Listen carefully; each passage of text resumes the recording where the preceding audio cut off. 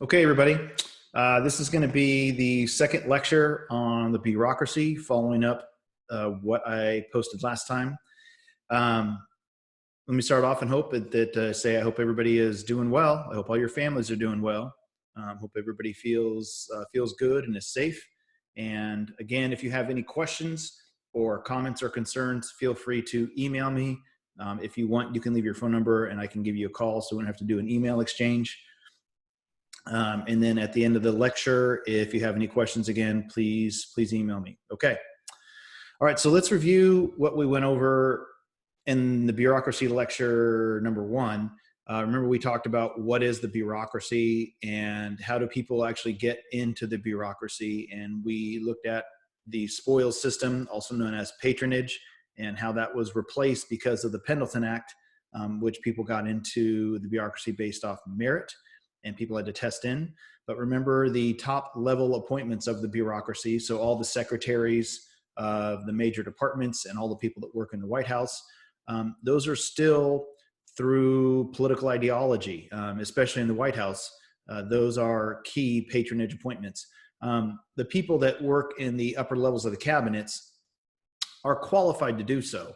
We're not going to appoint somebody to the Secretary of Treasury who has no idea about economics or finance at all. But they're still going to be based off political ideology. So the people that are in the top levels, the Secretary of Defense, Secretary of State, Secretary of Treasury, all those people are going to be Republican in nature. Now, maybe they weren't involved in the President Trump's campaign, and maybe the president doesn't know them personally, but they are Republican, or they are being rewarded for being of the Republican ideology, okay? Remember, we said the president sometimes doesn't rely on the cabinet because the cabinet can have divided loyalties. Are the president's cabinet, that is the heads of all the major departments plus a few other people, are they loyal to the president? Are they loyal to their department? Are they loyal to Congress who funds them? Are they loyal to the group of Americans that they serve, right? So the president sometimes will be more heavily reliant on the executive office of the White House because those people have undivided loyalties. They serve at the pleasure of the president. Remember, we also talked about how members of the bureaucracy, especially independent regulatory agencies, can have quasi-legislative and quasi-judicial power. They also have what's called discretionary authority, and we discussed whether that was constitutional or unconstitutional, and whether those bureaucrats should have the authority to do that, okay?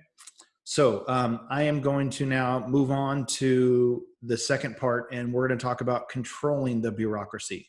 That is, when the bureaucracy gets too large, what can be done to rein in a bureaucracy which has grown out of control.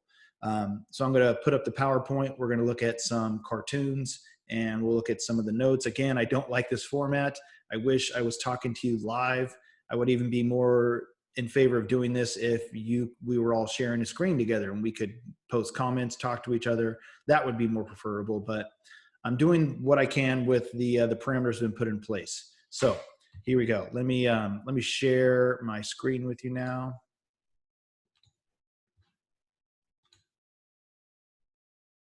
All right, here we go. So what we need to do is understand what this cartoon is trying to portray, and then we're going to address what can be done to control the problem. I could see if the the College Board put out a FRQ about the bureaucracy, it being a concept application question and being asked what can be done. They might have a quote about the bureaucracy, and then you'd have to say what can be done to control that bureaucracy. So what we see here is we see tons of rules and regulations that are in place in this bureaucracy. And I want to go back and review this graph here, showing you the number of pages in the Federal Registry. So these are all the rules and regulations that we see growing over time since the early 50s. And you can see that there used to be about 10,000 rules and regulations across the United States. And now we're looking at over 200,000. Okay. And so today we're actually going to also talk about deregulation. What does that mean? All right. So this is obviously this cartoon is obviously being critical of there being too many rules and regulations for people to wade through the bureaucracy. And then we also call all those rules and regulations red tape. And so we have here what is obviously an octopus, and showing this red tape arms of the octopus wrapping up the United States. This would be a critical view of red tape and the bureaucracy, meaning that they're suffocating the United States. They're putting a stranglehold on US citizens and US businesses. There are some people out there that say it's impossible for every single American to not break some law in their lifetime because there are so many rules and regulations out there, okay? So let's talk about how we could possibly rein in an out of control bureaucracy, which is smothering US individuals and US businesses with all of the rules and regulations and red tape that need to be followed, okay? So how could the president control the bureaucracy? Well, the president obviously gets to appoint the top level of every single major department. Keep in mind, though, that all those appointments have to be approved by the Senate. The president doesn't just say, you're the Secretary of Commerce. The president appoints somebody, and then they require Senate approval, okay? The president can also fire those top level officials. But keep in mind, like I said before, it's really just a small number of few that get these jobs through appointment and approval. Almost everybody got their job in the bureaucracy through the civil service system. They were there before the president. They're going to be there after the president leaves. Okay, think of, for example, like myself as a teacher. I was at Redwood High School years before our principal Shin got there. If you want to make the analogy that I'm a bureaucrat and Principal Shin could be the president, and I'm going to be there long after Principal Shin leaves. So I've been through many principals, and so have most teachers. So if you want to use that the equation, is that most teachers don't get hired when that existing principal's there. They get hired by some other principal, and then they stay there. The president can propose to reorganize a bureaucratic agency and move it around. They can propose to expand it, shrink it, but that also needs to be approved by Congress as well. And then the Office of Management and Budget can conduct oversight on bureaucracies. They can propose larger budgets, smaller budgets, things like that, okay? So the OMB is one way that the bureaucracy can be checked. Keep in mind, though, that the president needs congressional approval or Senate approval to do all of these things that we just talked about. The president can't just cut the budget of a bureaucracy. The president can issue executive orders to a bureaucracy. I think I talked about this in the last lecture. For example, President Trump, I believe, issued an executive order that for every new rule or regulation that was put out by a bureaucratic agency, they had to remove 2. And I'd have to fact check this, but the president claims that for every new rule or regulation that's been put out, 12 have been taken away. So I don't know how accurate that is, but there we go. So the president can issue executive orders and do all these other things, but the president needs Senate or congressional approval for some of these, okay? Now, how can Congress control the bureaucracy? Well, one of the ways I want to come to is take a look at this, is who remembers what these are? That's right, these are iron triangles, right? And remember, one of the ways we said that Congress can conduct, can control the bureaucracy is through what's called legislative oversight. Now, iron triangles are not supposed to be on the test this year because iron triangles are not in one of the units that they took out of. But on an FRQ, if it gets asked in the concept application question, hey, what is the way that Congress could stop this bureaucracy from behaving in whatever situation was presented in the quote, you could say through legislative oversight. Okay, so the example I've used before is that, say the Ways and Means Committee in the House of Representatives writes tax law, and then the IRS in the Treasury Department is responsible for implementing that tax law, then the Ways and Means Committee could conduct oversight on the IRS. They could subpoena members of the IRS to testify before the congressional subcommittee that wrote the tax law. They could put people in jail if they lie or perjure themselves in front of that congressional committee. They can hold people in contempt for blocking an investigation that they're conducting. So one of the ways that Congress can reel in the bureaucracy is through legislative oversight. Congress actually also has power of the purse. Congress can either increase or decrease a bureaucratic agency's budget. Okay, so that's a big one right there. One thing that I don't have on here that I think maybe you could write down is that Congress, when they write laws, can write what are called sunset laws. Yes, sunset, like the sun going down. Sunset laws are laws that expire automatically after time. And that would automatically end the authority that that bureaucratic agency has because the law is no longer in place. I'll give you an example. The Patriot Act is a sunset law that was passed right after September 11th. That requires that law to be reauthorized every so often.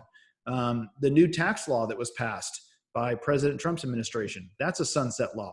The tax breaks that were put in place expire automatically after time, and unless Congress and the president reauthorize it, then those tax breaks go away. Okay. Now, what are some checks on Congress taking money away from the bureaucratic agencies? What are some checks on Congress doing excessive legislative oversight? Well, it's very difficult for members of Congress to try to take money away from bureaucratic agencies, because typically that means that money is going to be taken away and jobs are going to be lost in either a senator's home state or representative's district. So it sounds simple. Congress can just cut funding, but yet there's going to be some member of Congress, a representative in the House or a senator, who's going to object to that, because that funding cuts means loss of jobs for their district. And we know how members of the Senate and the House like to claim credit for jobs that are brought to their district. So it's easy to say the Department of Defense and our military spends X amount of hundreds of billions of dollars a year. We need to just close unnecessary military bases, right? Well, imagine how the representative from the district that has Lemoore would respond to those jobs just being going away. Even Devin Nunes would object to them closing Lemoore's naval base, even though Lemoore is not in his district, because many people that work at the Lemoore Naval Air Base live in his district. And so it sounds easy to just budget cut, but typically wherever there's budget cuts proposed to bureaucratic agencies, you have members of Congress objecting it, and it's very difficult. So once an agency gets created, or any kind of bureaucratic department gets created, it's very difficult to get rid of it, even after it's lived long past its purpose. So I would use the example of, why do we still have a post office? That could have been privatized a long time ago, and we don't need the government to run that anymore. And many people would argue UPS and FedEx seem to deliver packages. They could do the same thing with the mail, and they could do it at the fraction of the cost of what the post office does.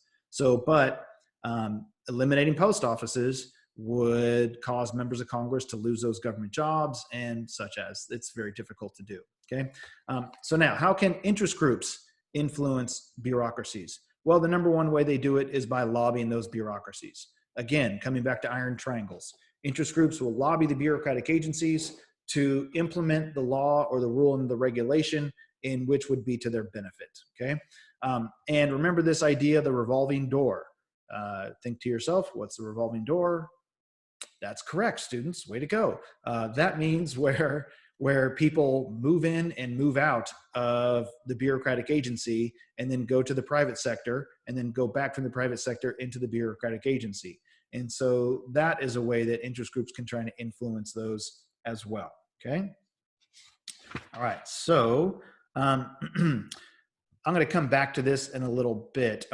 Because this is more about criticizing the bureaucracy. I guess I'll go over this now. One of the criticisms of a bureaucracy is that we have so many duplicate agencies within government bureaucracies. And not only do we have duplicate agencies all trying to accomplish the same goal, but then these agencies all compete with each other to try to get government funds, trying to prove they do the best job. So this right here, I think I've shown you this before, maybe. This is every single government agency and every single government department that tries to fight poverty in some way, shape, or form. We're not quite spending $1 trillion a year in anti-poverty programs, but I think it's in the 800 billion range. And we have all of these different government agencies that are all trying to fight poverty by doing different things, right? Health and Human Services, Housing and Urban Development, Department of Agriculture, the Department of Education. They all have these different things of which they all try to fight poverty with. And so what ends up happening is you get a lot of agencies which do the exact same thing, and they overlap each other. An example of fighting the war on drugs, trying to stop drugs in the United States. We have so many different government agencies that are all involved in trying to fight the war on drugs. We have the FBI is involved in it. We have the Drug Enforcement Agency, the DEA is involved in it. We have Border Patrol that is involved in it. We have alcohol, tobacco, and firearms that are involved in it. And so we have all these different government agencies that all have their hand in the cookie jar trying to fight the war on drugs, and they start competing with each other for funds, trying to justify that they should get that funding. Okay, so that's a criticism of the bureaucracy. Okay, all right, let's move on here. Let me get a drink. Sorry if I'm talking too fast. One of the ways that the media can control the bureaucracy is by drawing attention to the bureaucracy when they're not doing their job very well. Right now, the Center for Disease Control is taking a lot of heat for not doing a good job at trying to at originally stopping the spread of the coronavirus. So they're taking a lot of heat. I can remember when President Bush was in office and we had Hurricane Katrina, and the government agency responsible for helping out people in natural disasters is FEMA. And FEMA did a terrible job of getting supplies to people in the New Orleans area and helping people evacuate in the New Orleans area. And FEMA took a lot of scrutiny in the media about the terrible job that they did. And I believe that the director of FEMA ended up resigning over that. Somebody had to be held responsible for the terrible job. Whistleblowers. A whistleblower, an example maybe you've heard of would be Edward Snowden. A whistleblower is somebody who works inside a government bureaucracy, knows that illegal or not, sometimes illegal activity, but sometimes just a government bureaucracy not doing a good job, and they expose that to the media. Edward Snowden was a whistleblower on the NSA for exposing the NSA for collecting cell phone data without proper search warrants on basically everybody in the United States. So that's another way the bureaucracy can be controlled. All right, now let's move on here and let's talk about courts. Courts can either issue injunctions or they can issue writ of mandamus. An injunction is where the court can order a bureaucracy to stop a certain action. So for example, let's say a bureaucratic agency puts out a new rule or regulation about farming. Okay, so let's say it's the USDA, the United States Department of Agriculture, issues a new rule or regulation about farming. Well, private citizens and businesses can sue the USDA, take it to court, and the court can issue an injunction to the USDA and say, you are going to halt that rule or regulation until we can come to a conclusion on the legality of that rule or regulation. A writ of mandamus is the exact opposite. A writ of mandamus is where a court orders a bureaucratic agency to actually complete a certain action. So an injunction is a court telling them you will halt all actions. A writ of mandamus is ordering them to complete an action, okay? Another way we can control the bureaucracy, this doesn't happen very often, but it has happened, is to privatize the government bureaucracy. We used to have a government agency called the Aeronautical Control Board. The ACB used to be responsible for controlling airlines in the United States. They could dictate to airlines which routes they had to fly, what times they had to fly, what prices they could charge, what cities they had to go to or hubs they had to go to. And so the ACB was in control of the entire airline industry. We got rid of the ACB. Back in the 70s, we went through something called deregulation. And I'm going to hit on that more a little bit later. But what really kind of led to them to get rid of the Aeronautical Control Board was Southwest Airlines. Southwest Airlines was only flying in the state of Texas. So they were not subject to the Aeronautical Control Board's regulations because they weren't doing interstate commerce. They were not subject to the Commerce Clause. So they were doing only intra-state commerce because they only flew in the state of Texas. And so Southwest Airlines was providing flights at better service, at a better price, and people were really happy with having Southwest. And that led to the showing that we needed to have less government control over that. And so they got rid of the ACB and they deregulated. That is, they got rid of most of the rules and regulations that were put in place surrounding the airlines. This would be an example of where privatization has actually helped. Before, when the ACB controlled the airline industry, very few people could fly. It was expensive. Mostly upper income people could fly. But now we could say that we now have more access to flights to more Americans. I'm not going to argue if the quality of flights have gotten better or worse because I didn't fly back then. I don't know how nice it was to fly, but more people are access to flying. There's more stops and more places than ever before in the United States. Okay. Public policy. Public policy are policies put in place by the government to address a certain issue through the use of the bureaucracy, right? So we have several types of public policy. There's distributive public policy, which is where everybody benefits from it. For example, Social Security is a distributive public policy. Whether you're a billionaire or whether you're a low-income person, male, female, doesn't matter. If you worked for 40 quarters in the United States, you're going to get Social Security. So everybody benefits from it. A redistributive public policy is what we sometimes refer to as a zero-sum game. Sorry, my phone went off. Can't believe it. A redistributive public policy would be where the government takes money from some people and then redistributes it to others through the form of a government program. For example, welfare would be a redistributive government policy. Food stamps would be a redistributive government policy. Some people pay taxes, and then that tax money is used to either just give directly to other people in the form of low-income assistance or in the form of food. But not everybody gets it, okay? A reverse distributive policy is where everybody gets hurt by the policy at the same time. So for example, if Congress proposed massive cuts to Medicare, well, everybody over the age of 65 has the ability to be on Medicare. And if Congress proposed massive cuts to Medicare, it would hurt everybody in the United States that was on that, okay? Incremental versus a punctuating policy. Incremental means to do it bit by bit. A little bit at a time, we're going to change policy. Like let's say raising taxes by 1% to 2%. That would be an incremental policy. They're going to gradually change tax policy. A punctuating policy is something that is an instant policy that affects the whole United States in a very major way, such as the Affordable Care Act, or you would know it as Obamacare. The Affordable Care Act was a punctuating policy that said we are going to change the entire healthcare industry across the United States, which at that point I think was 1/6 of our entire economy. So that was a major punctuating policy that was going to affect everybody in the United States and what the healthcare that they had is. All right. All right. So at this time, I would normally have you turn and talk to each other, and I would say, okay, let's do a practice FRQ. Let's identify and describe 3 ways that the bureaucracy can be controlled, and give specific examples, something like that. So that would be a good idea for you to practice something like that. Okay. All right. So let's talk about evaluation of the bureaucracy. I'm going to give you some criticisms and some defenses of the bureaucracy. Generally, people tend to see the bureaucracy in a very negative light. President Trump, when he was campaigning, there was a big saying in the Trump campaign called "drain the swamp, drain the swamp."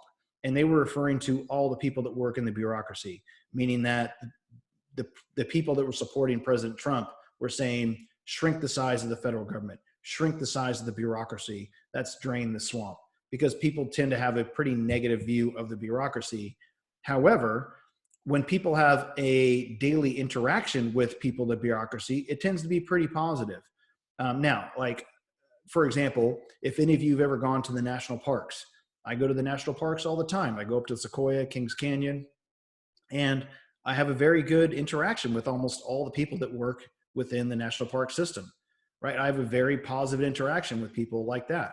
But as a general rule, we tend to say, oh, the bureaucracy is negative. Now, I'm not going to say everything in the bureaucracy is great, but like state bureaucracy, you've been to the DMV before, that's usually not a very good experience, but that's a state bureaucracy, not that. So we're also very contradictory in our beliefs as Americans. We tend to be very critical of the bureaucracy and tend to think they don't do anything until we need them. And then when we need them, we try to say, why didn't the bureaucracy do their job, right? So we criticize the bureaucracy and we want to shrink the size of the bureaucracy. But yet right now, when we need the CDC, right? When we need the Department of Health to do their jobs correctly, we're criticizing, going, how come you're not doing your job? Right? So we tend to be a little bit hypocritical as Americans about the bureaucracy. Okay. I'll show you a cartoon about that right here. This is people in Texas. You can tell he's wearing his cowboy hat, and he says, government never does anything right. That government which governs best is the government which governs least. That's a quote from many politicians. The 9 most terrifying words in the English language. This is a quote from Ronald Reagan. We're from the government and we're here to help, right? And so they're being very critical of the government.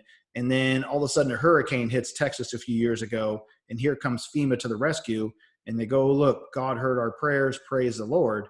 And so we tend to be very critical of the bureaucracy until we need the bureaucracy. And then we're like, well, how come you didn't do your job, right?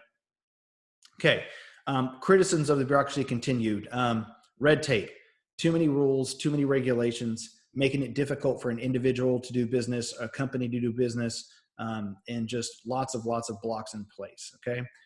And conflict between the agencies. For example, we have government putting out anti-smoking ads. Don't smoke tobacco. So Health and Human Services is constantly putting out anti-smoking ads. And yet the United States Department of Agriculture subsidizes tobacco farmers, right? Okay, there we go. And then I showed you this earlier, agency duplication. Too many agencies all doing the same thing, okay? A lot of wasteful spending, we argue, about federal government. I wrote down some examples here. What did I have here? Let me share this with you if I can put this up here. Okay, here we go. So this is an example of agency duplication where I was reading that the Department of Defense, if you can read that, put out $25 million for breast cancer research. I don't know if you can see this here. So the Department of Defense was putting out a $25 million reward or grants to try to fund breast cancer research. Now, I'm not going to argue if the federal government should or should not be involved in breast cancer, but why is the Department of Defense doing that? Why is the Department of Defense putting out breast cancer research money? Shouldn't that be done by the National Institute for Health or the Department of Health and Human Services, which the National Institute for Health is in? Right. Other wasteful spendings. For example, if you were in class, I would show you a couple examples of hyperlinks that I had to videos where in Alaska, the National Park Service put in a porta potty bathroom, and it cost us over $1 million to do it. They built a bus stop in Virginia, which cost $1.2 million to just build a bus stop. So lots of wasteful spending, okay?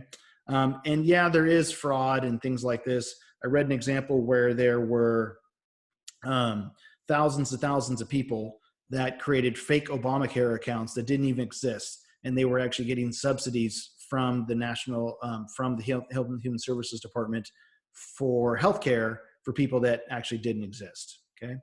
And then I talked about this in the last lecture, a lack of incentive to actually be bold and be efficient. There's a lack of incentive for bureaucrats to actually take bold action because they don't get rewarded for it financially. They don't get promoted for it. For the most part, they don't. And you keep your job by not messing up in a bureaucracy, not by taking bold incentives, okay?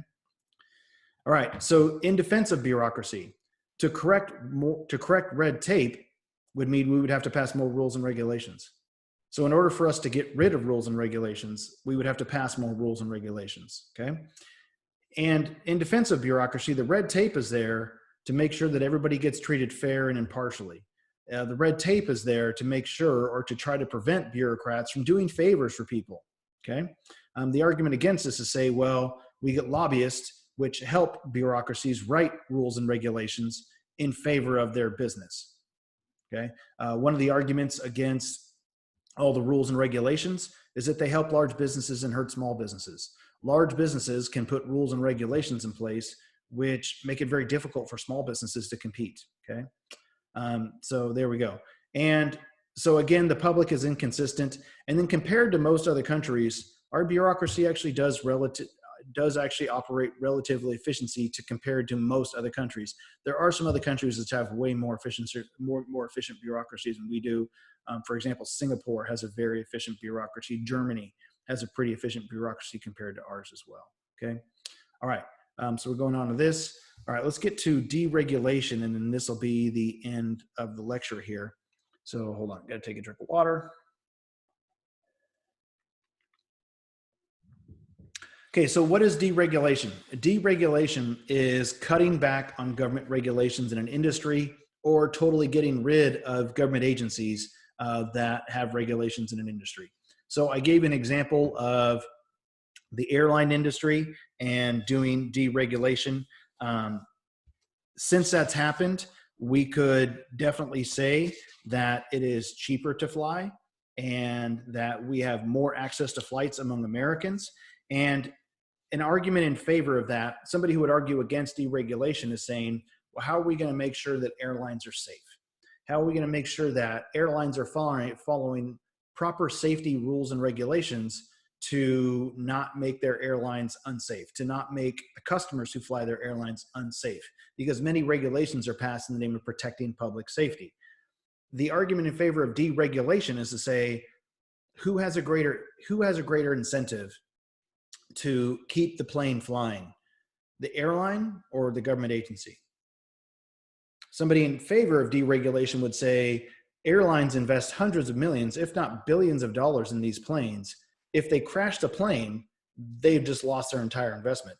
Plus, if they crash the plane, they're going to lose customers who don't want to fly planes that crash. They're also going to have to pay out tons of lawsuits because their planes have crashed. They're also going to have higher insurance costs because their planes crash. So an argument in favor of deregulation, saying it actually would be just as safe, is they would argue that the industries themselves, for the most part, have the bigger incentive to actually keep their customers safe. Now, there are bad players in the industry. There are industries of which you're going to get people that are going to try and break the rules. So a deregulation argument would not be to say we should get rid of all regulations, but they would argue that most industries that serve customers, they have an incentive to serve their customers and keep their customers safe and provide good products more so than the regulation does, okay? So the arguments in favor of deregulation is that we get natural market competition. It leads to greater innovation and lower costs. Mark Zuckerberg testified before Congress when Congress was looking at regulating the tech industry, Facebook, Amazon, Google, Netflix, things like that. Mark Zuckerberg, while testifying in front of there, Mark Zuckerberg owns Facebook, for those of you who don't know that, he had a concern. He said that while I do think we should have some regulation on the tech industry, I'm afraid that the new regulation would reduce innovation and it would put barriers in place to new ideas coming about, okay? Some arguments against deregulation is that when we have national regulations in place, then businesses just have one set of rules that they have to go by. Well, if we deregulate, then we could have 50 states all passing rules about regulation. And now a business would have to comply with all 50 different sets of regulations instead of just one standard rule. And they would also argue that if we deregulate, industries are going to cut corners. They're going to do whatever they can to just make profits. And those profits are going to come at the expense of their customers, no matter what industry it's in. And so they would argue that that is not a good way to actually protect Americans from that. Okay, so that, I believe, is going to be the end of this. Okay, again, if I talk too fast there, my apologies. And you want to look at this as a possible FRQ. So when looking at a possible FRQ, you could see a quote about a bureaucracy getting too big and what could be some ways that that bureaucracy could be reined in, okay? You could look at a quote that might be about deregulation or too many rules and regulations and what could be done to solve that problem, or what would be maybe an argument in favor of deregulation if we're doing an argumentative essay, or an argument against deregulation for an argumentative essay. Okay, so if you have any questions, please give me an email and I will get back to you. And I hope everybody's doing well. I will be putting out a couple more lectures on the judicial branch here pretty soon in the next week or two. I'm also going to be doing a review, several reviews on writing argumentative essays, writing concept applications specific to the topics that are available on that, but that'll be at a later date. Okay. Stay safe, everybody. Stay healthy. I hope you're doing well. And please contact me if you have any questions. Stop record.